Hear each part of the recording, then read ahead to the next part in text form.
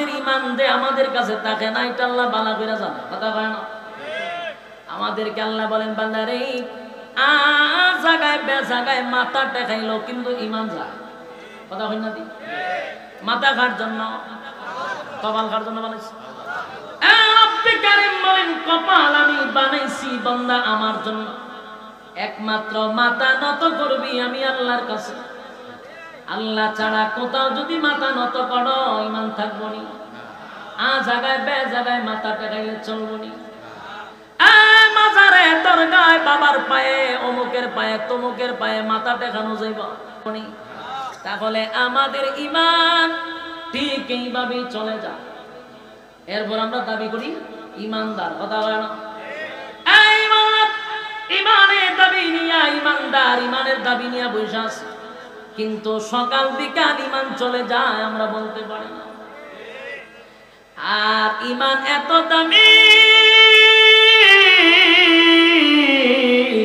ঈমানটা এত দামি এত দামি এত দামি আল্লাহ বলে বান্দারে ঈমান যদি থাকে পাহাড় পরিমাণ গুনাহ যদি হয় আল্লাহর হক নষ্ট করছেন বান্দা যদি একটা সময় ভিতরে এটা বুঝে আসে যে আমি গুনাহ করতে করতে পাহাড় পরিমাণ করছি গুনাহ করতে করতে সাগরের পেনা পরিমাণ করে ফেলাইছি এটা যদি একটা সময় বুঝে আসে আর বান্দা যদি তার সমস্ত গুনার উপরে লজ্জিত হয়ে যায় ঈমান আছে কিন্তু গুনাহ আছে ঈমান থাকার উপরে গুনাহ আছে গুনাহ আছে ঈমানও আছে গো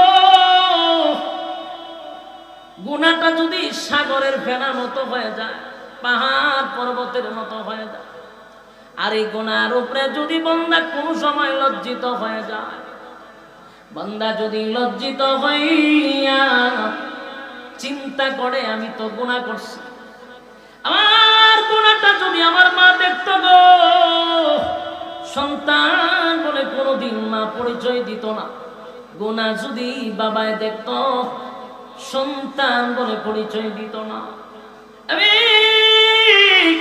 যে গুনাহটা করছি আমার স্ত্রী দেখলে কোনদিন স্বামী বলে স্বীকার করত না আমার গুনাহ যদি আমার সন্তান দেখে বাবা বলে পরিচয় দিবে না আল্লাহ আমি এত জঘন্য গুনাহ করলাম আসমানের নিচে আমার মতো গুনাহগার কেউ নাই আল্লাহর দরবারে যদি নুজুলে রহমতের সময় কোন বান্দা বান্দি আল্লাহর কাছে লজ্জিত হয় গুনার উপরে লজ্জিত হইয়া চোখের পানিগুলো ছেড়ে দিয়া অতীতের গুনার উপরে লজ্জিত হয় ভবিষ্যতে এমন গুনাহ করবে না এমন যদি প্রতিজ্ঞা করে আর নজরুলের রহমতের সময় বান্দা যদি আল্লাহর কাছে গুনার জন্য লজ্জিত হইয়া কান্দে রে আমার আল্লাহ ফেরেশতাদেরকে জিজ্ঞাসা করবে ফেরেশতারা বল আমার বান্দা কেন কান্দে ফেরেশতারা বলবে মালিক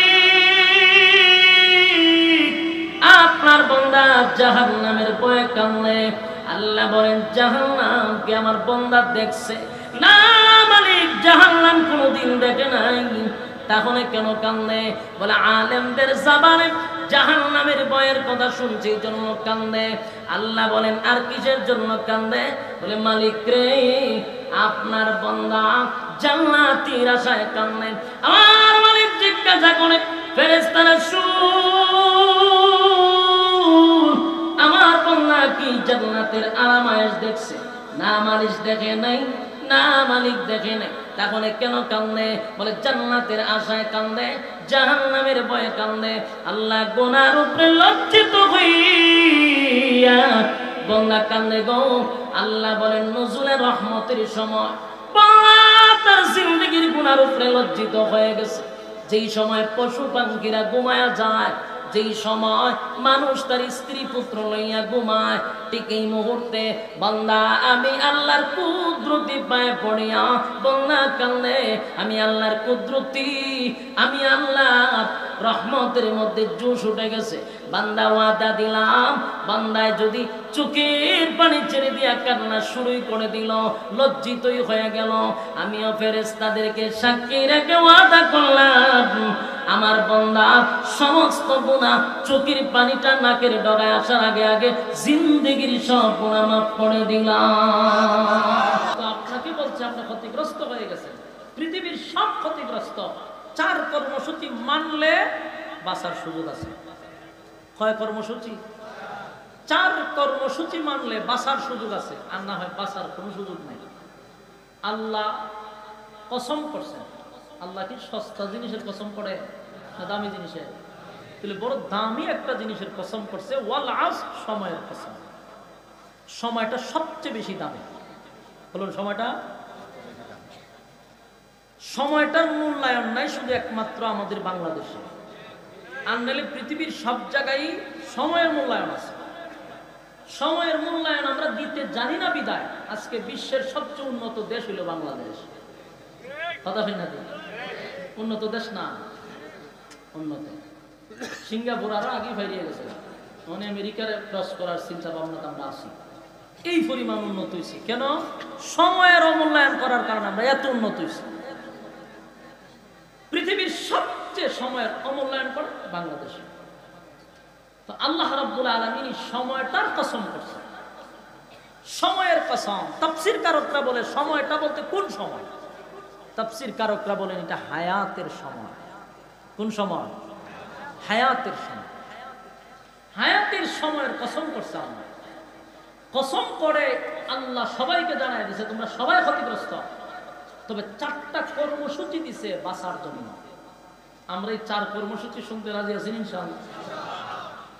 এই 4 কর্মসূচি যারা বিকল্প, কোনো রাস্তা আমাদের হাতে আর নাই। কারণ আল্লাহ যেখানে কসম করছে যে তোমরা ধ্বংস, তবে 4 কর্মসূচি পালন করলে বাঁচার সুযোগ আছে। এর আগে আসুন আমরা এই বিষয়টা আগে বুঝি যে আল্লাহ রাব্বুল আলামিন বলেন যে তারা আপনাকে ক্ষতিগ্রস্ত বলছে। সূরা আসর দিয়ে এখন মাপ দিত, মাপ দিলেই বোঝা যাবে কে ক্ষতিগ্রস্ত আর কে লাভবান। মাপ দিবেন কেন? মাপ দেওয়ার সিস্টেমটা আলেমদের কাছ থেকে জেনে নিতে হবে। মাপ দেওয়ার সিস্টেমটা হলো, এই সূরা আসর হলো একটা মিটার। এই যে আপনারা জিনিসপত্র কিনলে মিটারে মাপ দেয় না, আগে তো পাল্লা ছিল, এখন হলো মিটার। এটা হলো মাপ দেওয়ার একটা সিস্টেম সূরা আসর। কোন মাপটা দিবেন কিভাবে? প্রথম আমাদের বোঝা দরকার, এখানে একটা শব্দ হইল লাভ, একটা শব্দ হইল লস।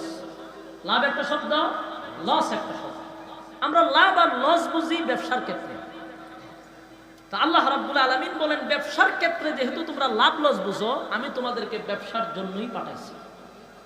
গোটা পৃথিবীটাকে আল্লাহ একটা মার্কেট বানাইছে, আর আমাদেরকে বানাইছি মার্কেটের ব্যবসা করার জন্য। আর শুরুতেই ব্যবসা করতে গেলে যে বিষয়টা দরকার, যে মূলধন দরকার, এটা হলো পুঁজি। আমার কথা বুঝুন না আপনারা? আল্লাহর রাস্তে একটু হানা কইলে ভালো হয়। কথাগুলি অবশ্যই কোরআন থেকে বলতেছি, একটু মেহরবানি করে হানা কইেন। বলুন ব্যবসা করতে কি লাগে? পুঁজি লাগে। আল্লাহ কয় প্রত্যেকটা মানুষকে আমি পুঁজি দিয়ে পাঠাইছি। পুঁজিটা কি? হায়াত। পুঁজিটা কি? হায়াত হলো আমাদের পুঁজি। আর ব্যবসা করার জন্য দুনিয়াটাকে মার্কেট বানাইছে, পুঁজি দিয়া পাঠাইছে। যেহেতু ব্যবসা করবা, মুনাফা কি? মুনাফা হলো নেক আমল। মুনাফা কি? নেক আমল হলো আমাদের মুনাফা, আর পুঁজি হলো আমাদের হায়াত, মার্কেট হলো দুনিয়া। এখন ব্যবসা করতে গেলে লস লাভ। আল্লাহ বলেন এই মার্কেটে ব্যবসা করতে আইসা লস লাভটা কোন সময় বুঝি? যখন আমাদের পুঁজি সব শেষ, মুনাফা আসলো না। বলুন লাভ না লস? এখন মুনাফা আছে, মানে মেইন পুঁজি আছে, যা আসলো এটা হয় লাভ। তাহলে চিন্তা করুন তো, আমরা যে আল্লাহ হায়াত দিয়া পাঠাইছে পুঁজি দিয়া, এটা হলো আমাদের হায়াত। আমরা যদি গড়ে 60 বছর বাঁচি, তাহলে আমরা যদি 60 বছর বাঁচি, যাদের বয়স 30, তাহলে আর বাঁচবো কয় বছর? 30 বছর। তাহলে আমাদের পুঁজি গেল কয় বছর? 30 বছর পুঁজি চলে গেছে। এখন আপনি মাপ দেন, বালিশের সঙ্গে মাথা লাগায় চিন্তা করুন তো দেখি, 30 বছরের পুঁজি আমার চলে গেল, আমি মুনাফা কতটুকু অর্জন করছি? হিসাব মিলায় বলুন তো দেখি, ব্যবসায় লাভবান না ক্ষতিগ্রস্ত? আমার কথাটা বুঝছেন না আপনারা? এরপরও যদি না বোঝেন, একদম পানির মতো কথা। বয়সটা আপনি বাদ করেন, আপনার যদি হয় 60 বছর, তাহলে বাকি যে বছরটা পাইতেছেন এগুলো আপনার জন্য বোনাস। কিন্তু গড়ে ধরুন 60 বছর, 40 বছর যাদের হয়ে গেছে, বাঁচতে না হয় 20 বছর বাঁচবো, তাহলে 40 বছরের পুঁজি চলে গেছে। 40 বছরের পুঁজি দিয়া মুনাফা মানে নেক আমল কতটুকু অর্জন করছেন, হিসাব মিলাইয়া দেখা যায় আমরা ক্ষতিগ্রস্ত। ব্যবসায় লাভবান না ক্ষতিগ্রস্ত? ওই কারণে আমরা প্রত্যেকেই যদি হিসাব করি, হিসাবের শেষে লস আসবে না লাভ, আমরা হিসাব মিলাই দেখি আমরা ক্ষতিগ্রস্ত। এই জন্য আল্লাহ শুরুতেই বলছেন ওয়াল আসর, সময়ের কসম, ইন্নাল ইনসানা লাফি খুসর, পৃথিবীর সব মানুষ ক্ষতিগ্রস্ত। কারণ যারাই হিসাব মিলাবে লাভবান হবে না ক্ষতিগ্রস্ত। কারণ হায়াত পুঁজি যেই পরিমাণ গেছে এই পরিমাণ কিন্তু মুনাফা আসে নাই, না আসছে? মুনাফা বেশি না আসলে তো আমরা লস। এই জন্য আল্লাহ হয় সবাই ক্ষতিগ্রস্ত। বেঈমানরা যখন রাসূল রে ভাই আপনি ক্ষতিগ্রস্ত, আল্লাহ ভাই এরা যখন মাপ দিত দিয়া দেখো এরা ক্ষতিগ্রস্ত না আপনি ক্ষতিগ্রস্ত, হিসাব মিলায় দেখা যায় তারা ক্ষতিগ্রস্ত। এই আয়াত এই সূরা নাযিল হয়েছে ১৫০০ বছর আগে, এখন আসেনি, হুকুম আসেনি, কিয়ামত পর্যন্ত থাকবে। কিয়ামত পর্যন্ত মানুষকে আল্লাহ মাপ দেওয়ার জন্য বলছে। গড়ে মিলায়া ৬০ ধরো, ৬০-এর মধ্যে তোমার বয়স কত হিসাব করো, এই পরিমাণ পুঁজি চলে গেছে, বাকি ব্যবসা দিয়ে কি পরিমাণ মুনাফা অর্জন করছো, হিসাব মিলায়া দেখা যায় ক্ষতিগ্রস্ত। এখন 4 কর্মসূচি যদি পালন করি, আল্লাহ বলেন বাঁচার সুযোগ। এটা একটু পিছনে নিচ্ছেন, এটা পিছনে নেন, এটা এমন একটা সিস্টেমে দিচ্ছে।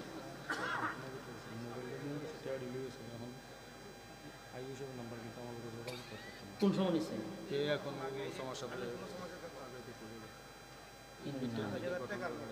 কত আপনি হিসাব করে চলবেন না, এখানে তো সব ইরেঞ্জি জানেন 100%।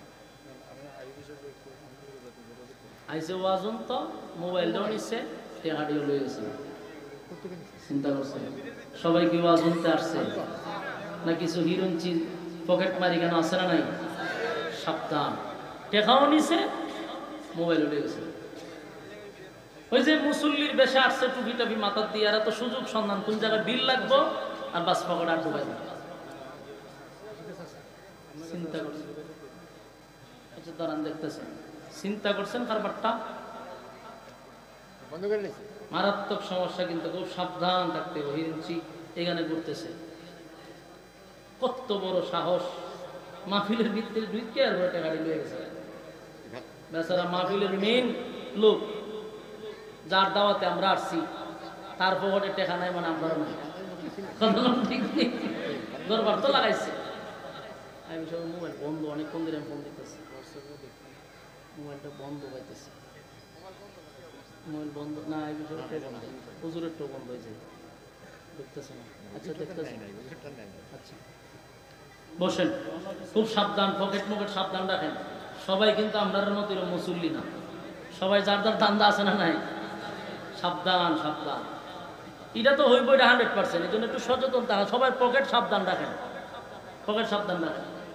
চিন্তা করছেন টেকাও নিচে, মোবাইল লেগে গেছে, 27,000 নিচে। আচ্ছা আল্লাহ এর হেদায়েত দান করুক, আমিন। সম্মানিত সুধী, এখন আসুন, এখন এই যে ক্ষতিগ্রস্ত আমরা হব, এটা আল্লাহ ডাইরেক্ট কসম করে বলে দিছে। কিন্তু আল্লাহর মায়া দয়া বেশি তো আমাদের প্রতি, এই জন্য 4টা কর্মসূচি দিছে। কয়টা কর্মসূচি? 4টা কর্মসূচি দিয়ে এটাই বুঝাইছে বাঁচতে চাইলে 4 কর্মসূচি পালন করতে হবে। মানে আপনারা কি 4 কর্মসূচি পালন করতে রাজি না? আপনারা খুব বিরক্ত লাগতেছে, আপনারা লক্ষণ খুব খারাপ, বিরক্ত লাগতেছে নি? 4 কর্মসূচি পালন করা ছাড়া বাঁচার কোনো সুযোগ। আসুন আমরা 4টা কর্মসূচি দিয়া আমার আলোচনা শেষ। এর ভিত্তিতে হুজুরের সাথে আমরা যোগাযোগ করতে চাই। এসে পড়ব। 1 নম্বর, ইল্লাল্লাযীনা আমানু। ইল্লাল্লাযীনা আমানু, 1 নম্বর কর্মসূচি হলো ঈমান। 1 নম্বর কর্মসূচি কি? ঈমান।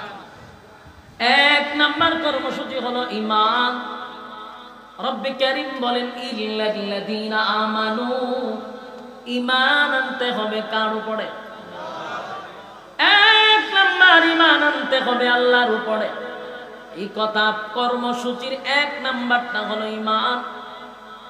এক নাম্বার বলার পরে আপনার ভিতরে প্রশ্ন আসতে পারে, হুজুর আমরা যারা বসছি সবাই তো ইমানদার দাবি করি বসছি, তাহলে তো এক নাম্বার কর্মসূচি অলরেডি পালনই করছি, ঠিক না? কিতা বুঝুন? আপনি কারিম বলেন এক নাম্বার হলো ইমান, ইমান আনতে হবে আমি আল্লাহর উপরে। তাহলে চারটা কর্মসূচির মধ্যে এক নাম্বার হলো ইমান। এখানে যারা বসছি কেউ কি বেঈমান হইয়া বসছি না? সবার দাবি আমরা ইমানদার। একটু আওয়াজ দিলে কি গুণ হইব? সবাই তো ইমানের দাবি লইয়া বসছি, কেউ কিন্তু বেঈমান হইয়া বসিনি। তাহলে আমরা তো এক নাম্বার কর্মসূচি অলরেডি পালন করে বলেছি, ঠিক না? তাহলে আল্লাহ কেন বললেন ঈমান আনো এক আল্লাহর উপরে? মালিক ঈমানদারকে ঈমানের ওয়াজ কেন করলো? আমরা যদি সবাই ঈমানের দাবি নিয়ে এখানে বসি তাহলে তো আল্লাহ আমাদেরকে ওয়াজ করার দরকার ছিল না, কথা হয় না? বেঈমানরা ঈমান আনার কথা বলার দরকার। কিন্তু কোরআনের বহু জায়গায় দেখবেন ইয়া আইয়ুহাল্লাযীনা আমানু, আল্লাহ ঈমানদারকে ঈমানের ওয়াজ করে, কথা হয় না? ঈমানদারকে জাহান্নামের আগুন থেকে বাঁচার জন্য আল্লাহ বলে ইয়া আইয়ুহাল্লাযীনা আমানু কু আনফুসাকুম ওয়া আহলিকুম নারা। এখানে আল্লাহ ঈমানদারকে বলে জাহান্নামের আগুন থেকে বাঁচো। ইল্লাল্লাযীনা আমানু, আল্লাহ বলে ঈমান আনো। তাহলে ঈমানদারকে আল্লাহ ঈমানের দাওয়াত দেয়, কথা কম। এটা একটু পিছনে নিতেন কইলাম সুফাটা বসল বসল ভালো লাগবে না। ইল্লাল্লাযীনা আমানু, ঈমান আনার কথা আল্লাহ বলছে। তাহলে হিসাব মিলায়া দেখা যায় ঈমানদারকে আল্লাহ ঈমানের দাওয়াত দেয়, কথা দিবেন না? প্রশ্ন হলো ঈমানদার, আমরা তো ঈমানের দাবি নিয়ে এখানে বসছি, কেউ কিন্তু বেঈমান হইয়া বসি নাই গো। সবার ভিতরে ঈমান আছে, দাড়ি আছে, টুপি আছে, নামাজ পড়ি, সর্বদিক মিলাইয়া ঈমানদার দাবি করে প্যান্ডেলের ভিতরে ঢুকলাম। এখন আমাদেরকে ঈমানের দাওয়াত দেওয়া হয় কেন? কথা হয়। আল্লাহ বলেন ঈমান আনতে হয়। ঈমান তোমরা আনছি কারণ আমরা ঈমানদার দাবি করি বসছি, কিন্তু এরপরও আমাদের কাছে ঈমান মাপার কোনো থার্মোমিটার নেই, না আছে? ঈমান মাপার থার্মোমিটার যদি থাকতো আর এটা দিয়া যদি মাপ দেওয়া হতো তাহলে দেখতেন বক্তা শ্রোতা উভয়ের ঈমানের কোটা জিরোতে দেখা দিত, কথা হয় না? কারণ আমরা কোন কথা ঈমান যায় কোন কথা ঈমান আয় এটা জানি না। ঈমান মাপার কোন থার্মোমিটার আমাদের কাছে নাই রে। এই জন্য আমরা সুদ খায়াও ঈমানদার দাবি করি, ঘুষ খাওয়ার পর ঈমানদার দাবি করি, নামাজ না পড়াও ঈমানদার দাবি করি, টেন্ডারবাজি সাদাবাজি কইরাও ঈমানদার দাবি করি, খুন বদমাশি কইরা ঈমানদার দাবি করি, এরপরে দর্শনের সেঞ্চুরি করার পর ঈমানদার দাবি করি, আর লুটপাট করার পর ঈমানদার দাবি করি। বাস্তব না বাস্তব? একটা কারণ হলো ঈমান মাপার কোনো থার্মোমিটার নাই, যার কারণে সবাই দাবি কইরা বসে রয়েছি আমরা ঈমানদার ঈমানদার। আমরা যদি আসলে ঈমানদার হতাম তাহলে আল্লাহ ঈমানদারকে ঈমানের ওয়াজ করতো না। যুবক ভাই, ঈমান এমন একটা বড় নিয়ামত, ঈমান সবচেয়ে বড় নিয়ামত। ঈমান কেমনে যায় আমরা জানিও না, হাসতে হাসতে ঈমান আমরা বিক্রি করে দিই। 5 টাকার চার কাছেও ঈমান বিক্রি হয়, কথা হয় না? বুড়া বুড়ির সময় এলে দেখবেন লাঙ্গল মার্কা গিয়া চা খাওয়ায়, বুট কারে দিবি, আপনারই দিব। চা আপনি খাওয়াইছেন, বুট আপনারই দিব। এবার আনারস মার্কা চা খাওয়াইছে, বুট কারে দিবি, আপনারই তো দিব। চা আপনি খাওয়াইছেন বলা একতারা মার্কা গিয়া জিগায় বুট কারে দিবি, কফি খাওয়াইলাম, বুট কারে দিবি, আপনারই দিব। বলুন তো দেখি বুট কয়টা দিল, কয়জন নেই? বুট একটা দিল, 3 জন নেই। ঈমান আছে না গেছে? তাহলে আমাদের অভ্যাস এত খারাপ, 5 টাকার কাছে ঈমান বিক্রি হয়। আবার অনেক মানুষ ফার্মেসি ফার্মেসিতে কদিন আগে আমি গেলাম, দেখি এক বেচারা ডাক্তার হইতেছে কালকার ওষুধটা না খেলে মরে গেছিলাম বুকের ব্যথা। তার মানে ওষুধে তারে বাঁচাইছে। এই কথাটাও সাংঘাতিক, আমরা কিন্তু এগুলা বলি। এই কথার দ্বারা ঈমান চলে যাওয়ার সম্ভাবনা আছে না নাই? ওষুধ আমাকে বাঁচাইতে পারে না। আবার অনেকে বলে আমার সন্তানটা যদি বিদেশে না থাকতো না খাইয়া মরতাম। হয়নি? কোন কথায় ঈমান যায় আমরা জানি। আমাদের ঈমান দে আমাদের কাছে থাকে না, এটা আল্লাহ ভালো করে জানে। কথা কয় না? আমাদেরকে আল্লাহ বলেন বান্দারে জায়গায় বে জায়গায় মাথা টেকাইলো কিন্তু ঈমান যায়। কথা হয় না? মাথা খার জন্য কপাল খার জন্য বানাইছি। কপাল আমি বানাইছি বান্দা আমার জন্য, একমাত্র মাথা নত করবি আমি আল্লাহর কাছে। আল্লাহ ছাড়া কোথাও যদি মাথা নত করো ঈমান থাকবো নি। জায়গায় বে জায়গায় মাথা টেকাইলে চলবো নি। মাজারে দরগায় বাবার পায়ে অমুকের পায়ে তমুকের পায়ে মাথা টেকানো যাইব। তাহলে আমাদের ঈমান ঠিক এইভাবেই চলে যায়। এরপর আমরা দাবি করি ঈমানদার। কথা বলে না? ঈমানের দাবি নিয়ে ঈমানদার, ঈমানের দাবি নিয়ে বসে আছে, কিন্তু সকাল বিকাল ঈমান চলে যায় আমরা বলতে পারি না। আর ঈমান এত দামি, ঈমানটা এত দামি এত দামি এত দামি। আল্লাহ বলে বান্দারে ঈমান যদি থাকে পাহাড় পরিমাণ গুনাহ যদি হয়, আল্লাহর হক নষ্ট করছেন বান্দা যদি একটা সময় ভিতরে এটা বুঝে আসে যে আমি গুনাহ করতে করতে পাহাড় পরিমাণ করছি, গুনাহ করতে করতে সাগরের পেনা পরিমাণ করে ফলাইছি, এটা যদি একটা সময় বুঝে আসে, আর বান্দা যদি তার সমস্ত গুনার উপরে লজ্জিত হয়ে যায়, ঈমান আছে কিন্তু গুনাহ আছে, ঈমান থাকার পরে গুনাহ আছে, গুনাহ আছে ঈমানও আছে গো। গুনাহটা যদি সাগরের ফেনার মতো হয়ে যায়, পাহাড় পর্বতের মতো হয়ে যায়, আর এই গুনার উপরে যদি বান্দা কোনো সময় লজ্জিত হয়ে যায়, বান্দা যদি লজ্জিত হইয়া চিন্তা করে আমি তো গুনাহ করছি, আমার গুনাহটা যদি আমার মা দেখতো গো, সন্তান বলে কোনোদিন মা পরিচয় দিত না, গুনাহ যদি বাবায় দেখতো সন্তান বলে পরিচয় দিত না, আমি যে গুনাহটা করছি আমার স্ত্রী দেখলে কোনদিন স্বামী বলে স্বীকার করত না, আমার গুনাহ যদি আমার সন্তান দেখে বাবা বলে পরিচয় দিবে না। আল্লাহ আমি এত জঘন্য গুনাহ করলাম, আসমানের নিচে আমার মতো গুনাহগার কেউ নাই। আল্লাহর দরবারে যদি নুজুলে রহমতের সময় কোন বান্দা বান্দি আল্লাহর কাছে লজ্জিত হয়, গুনার উপরে লজ্জিত হইয়া চোখের পানিগুলো ছেড়ে দিয়া অতীতের গুনার উপরে লজ্জিত হয়, ভবিষ্যতে এমন গুনাহ করবে না এমন যদি প্রতিজ্ঞা করে, আর নজরুলে রহমতের সময় বান্দা যদি আল্লাহর কাছে গুনার জন্য লজ্জিত হইয়া কান্দে রে, আমার আল্লাহ ফেরেশতাদেরকে জিজ্ঞাসা করবে, ফেরেশতারা বল আমার বান্দা কেন কান্দে? ফেরেশতারা বলবে মালিক আপনার বান্দা জাহান্নামের ভয়ে কান্দে। আল্লাহ বলেন জাহান্নামকে আমার বান্দা দেখছে না মালিক, জাহান্নাম কোনোদিন দেখে নাই, তাহলে কেন কান্দে? বলে আলেমদের জবানে জাহান্নামের ভয়ের কথা শুনছি জন্য কান্দে। আল্লাহ বলেন আর কিসের জন্য কান্দে? বলে মালিক রে আপনার বান্দা জান্নাতের আশায় কান্দে। আমার মালিক জিজ্ঞাসা করে ফেরেশতারা শুন আমার বান্দা কি জান্নাতের আরামায়েশ দেখছে? না মালিক দেখে নাই, না মালিক দেখে নাই, তাহলে কেন কান্দে? বলে জান্নাতের আশায় কান্দে, জাহান্নামের ভয়ে কান্দে। আল্লাহ গুনার উপরে লজ্জিত হইয়া বান্দা কান্দে গো।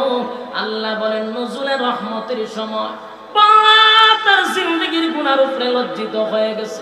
যেই সময় পশু পাখিরা ঘুমায়া যায়, যেই সময় মানুষ তার স্ত্রী পুত্র লইয়া ঘুমায়, ঠিক এই মুহূর্তে বান্দা আমি আল্লাহর কুদরতি পায়ে পড়িয়া বন্যা কান্দে, আমি আল্লাহর কুদরতি, আমি আল্লাহ রহমতের মধ্যে জোশ উঠে গেছে। বান্দা ওয়াদা দিলাম, বান্দায় যদি চোখের পানি ছেড়ে দিয়া কান্না শুরুই করে দিল, লজ্জিতই হয়ে গেল, আমিও ফেরেশতাদেরকে সাক্ষী রেখে ওয়াদা করলাম আমার বান্দা সমস্ত গুনাহ চোখের পানিটা নাকের ডগায় আসার আগে আগে জিন্দেগির সব গুনাহ মাফ করে দিলাম। একটা জবান বন্ধ রাখবেন না, কোন আল্লাহু আকবার, আরো জোরে কোন আল্লাহু আকবার। গুনার উপরে লজ্জিত হন, রব্বে কারীম বলেন গুনার উপরে লজ্জিত হইলে আমি মাফ করে দেই, কিন্তু শর্ত হলো ঈমান। জোরে কোন শর্ত হলো গুনাহ করার পরে আল্লাহ বলেন আমার হক নষ্ট করলে মাফ করে দিই। ঈমানটা লইয়া যদি কবরে যাস, আল্লাহ কয় গুনার কারণে হয়তো বা জাহান্নামের আগুন দিয়া জ্বালাবো পোড়াবো, কিন্তু ঈমান নামক দৌলতের কারণে আমি আল্লাহ তোর একটা সময় হলো জান্নাতে দিব। সুবহানাল্লাহ। বলুন কিসের কারণে? ঈমানের কারণে। ঈমান যদি থাকে গো, আমার মালিক বলেন জাহান্নামের আগুনে পোড়াইয়া তোরা জান্নাত দিব। আর ঈমান যদি না থাকে অনন্তকাল জাহান্নামের আগুনে জ্বলতে হবে। কথা হয় না? ঈমান এত গুরুত্বপূর্ণ, ঈমান ঈমান এত গুরুত্বপূর্ণ, এই জন্য আল্লাহ বলেন ইল্লাল্লাযীনা আমানু, ঈমান আনতে হবে আমি আল্লাহর উপরে। ঈমান কার উপরে? যুবক ভাই, ঈমান সাধারণ কোনো বিষয় না। যত বেশি ঈমান আপনার মজবুত হবে তত বেশি পরীক্ষা আসবে। কথা হয় না? নরমাল ঈমানদারের উপরে তো পরীক্ষা হয় না। কথা এখন ঠিক নেই? ঈমান যত শক্ত পরীক্ষা তত বেশি। প্রত্যেকটা মুমিনের উপরে পরীক্ষা হয়, কিন্তু এই পরীক্ষায় উত্তীর্ণ হতেই হবে। পরীক্ষা ছাড়া কেউ জান্নাতে যেতে পারবে? কথা হয় না দি? প্রত্যেকটা মুমিনের পরীক্ষা হবে, ঈমানের পরীক্ষা হয়। ঈমানের পরীক্ষা না দিয়া কেউ জান্নাতে যেতে পারে না। যুবক ভাইরা, আজকে গোটা পৃথিবীর মধ্যে তাকায়া দেখেন, ফিলিস্তিনিরা এখন ঈমানের পরীক্ষা দিতেছে। কথা হয় না? ঈমানের পরীক্ষা ফিলিস্তিনিরা দিতেছে। আমরা বৈশা বৈশা শুধু নিন্দা জানাবো না, আমাদের জন্য পরীক্ষা শুরু হয়েছে। কথা কই না দি? ফিলিস্তিন মার খায় আর আমরা এখানে বৈশা বৈশা শুধু নিন্দা জানাই, কিন্তু আমরা জানি না ঈমানের পরীক্ষা বাংলাদেশের মুসলমানের উপর শুরু হয়েছে। ঠিক আছে? বাড়ি দিয়ে কইবে পাকিস্তানের উপর ঈমানের পরীক্ষা শুরু হয়েছে। 57টা মুসলিম দেশে ঈমানের পরীক্ষা শুরু হয়েছে, কিন্তু আমরা মুসলমান লাল চামড়া কুত্তাগুলির পা ছাড়তেছি, পরীক্ষার খবর নাই। বাস্তব না বাস্তব? লাল চামড়াদের পা ছাড়তেছি প্রত্যেকটা মুসলমানের দেশে, প্রত্যেকটা নাগরিক, প্রত্যেকটা ঈমানের উপরে পরীক্ষা শুরু হয়েছে। বাংলাদেশে পয়সা আছে, ঈমানের পরীক্ষা শুরু হয়েছে নি? পরীক্ষা শুরু হয়ে গেছে।